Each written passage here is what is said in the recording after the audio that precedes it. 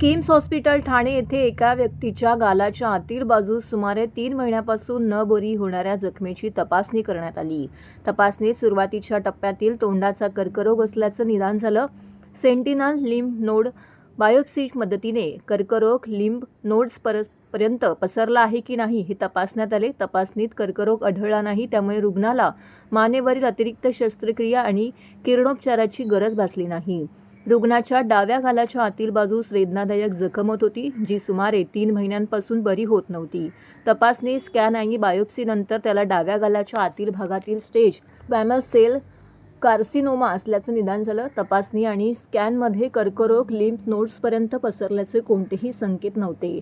मात्र सुरुवातीच्या टप्प्यातील तोंडाच्या कर्करोगात कर्करोगाच्या काही अतिशय लहान पेशी लिम्फ नोड्समध्ये असू शकतात आणि सामान्य तपासणीत त्याचा शोध घेणं कठीण असते. सुरुवातीच्या टप्प्यातील तोंडाच्या कर्करोगामध्ये कर्करोग मानेतील लिम्फ नोड्सपर्यंत पसरला आहे की नाही हे तपासणं महत्त्वाचं असतं. जरी स्कॅन आणि तपासणी सामान्य दिसत असली तरी सेंटिनल लिम्फ नोड बायोप्सी याची अधिक अचूक तपासणी करता येते आणि योग्य रुग्णांमध्ये मानेवरील मोठी शस्त्रक्रिया टाळता येते.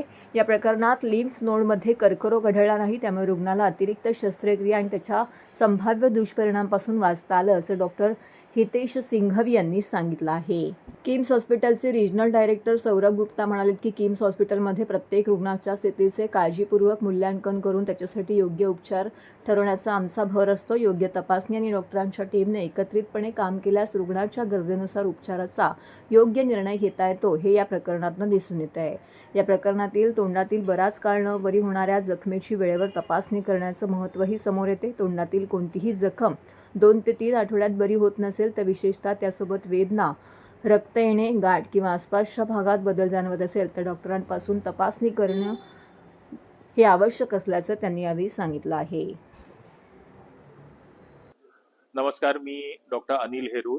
किम्स हॉस्पिटलमध्ये मी ऑन्कोसायन्सेस विभागाचा डायरेक्टर आहे आणि आज मुख्य करून एक विशेष आनंदाची बातमी सांगण्यासाठी आम्ही सगळ्यांना बोलवलं होतं आणि ती म्हणजे आज मुखाचा कर्करोग, जो आज भारतातला एक सर्वात मोठा प्रॉब्लेम आहे, त्या मुखाच्या कर्करोगामध्ये एक खूप मोठी उपलब्धी जी झालेली आहे, त्याच्यामध्ये जे तुम्ही ऐकलं असेल की मुखाच्या कर्करोगात खूप मोठे ऑपरेशन्स होतात, त्याच्यामध्ये खूप मोठे व्रण येतात आणि रुग्णांना खूप त्रास होतो रिकव्हरीमध्ये.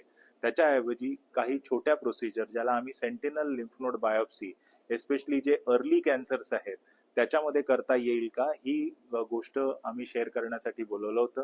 मुखाच्या कर्करोगामध्ये अर्ली डिटेक्शन करणं आणि त्या अर्ली डिटेक्शनच्या मार्फत ह्या अशा सर्जरीज करणं, हे आमचे जे हेडनेक कॅन्सरची टीम आहे डॉक्टर हितेश सिंघवींच्या अंडर, त्यांच्या मार्फत केली गेलेली आहे. एक मल्टीडिसिप्लिनरी डॉक्टरांची जी टीम आहे त्याच्यामध्ये हे शक्य झालेलं आहे आणि त्याबद्दल मी लोकांपर्यंत ही माहिती पोहोचवू इच्छितो. म्हणूनच 2 गोष्टी, एक तंबाखूपासून आपल्याला दूर राहायला हवं आणि जर तंबाखू खात असाल तर त्याच्यामध्ये रेग्युलर चेकअप करत राहा, कारण कधीही कॅन्सर होऊ शकतो जर तुम्ही तंबाखू खात असाल. आज एक और नोवल टेक्निक हम लोग ला रहे हैं यहाँ पर किम्स थाने में. सो इसे बोलते हैं sentinel node guided neck resection. So ये एक नई पद्धति है, थाने में पहली बार किया गया. ये लोग जो माउथ कैंसर से, ओरल कैंसर से पीड़ित लोग हैं उनके लिए है. इससे हम लोग अगर अर्ली स्टेजेस में डिटेक्ट कर पाते हैं तो काफ़ी जो नेक रिसेक्शन है और रेडिएशन थेरेपी और काफ़ी जो दिक्कत होती है, क्वालिटी ऑफ लाइफ है आगे, उसको बेटर कर सकते हैं.